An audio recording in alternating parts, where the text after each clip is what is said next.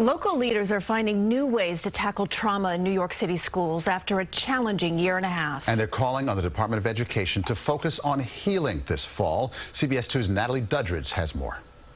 Representing her peers at a rally outside City Hall, 16-year-old Queen student Kenesha Buckley called for more human-focused schools. Why is it that students like me have to go and see a police officer the first thing they see in the school building? Why is it that students are late to class because they have to go through metal detectors? Kenesha is part of the Healing-Centered Schools Working Group made up of parents, teachers, politicians, and mental health advocates.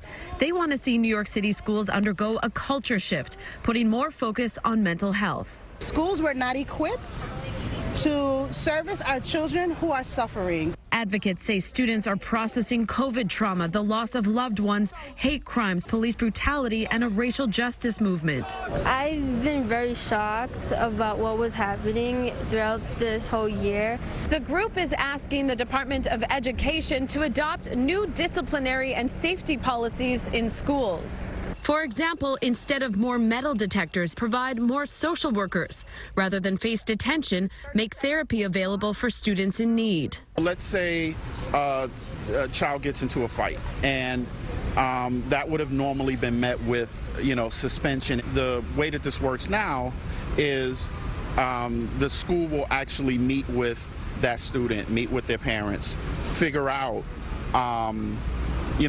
what's going on with this child. The Department of Education says it has reviewed the recommendations and has already adopted several, such as adding 500 social workers and 100 school psychologists. 75,000 staff members received trauma response training, and emotional screeners were expanded to identify struggling students.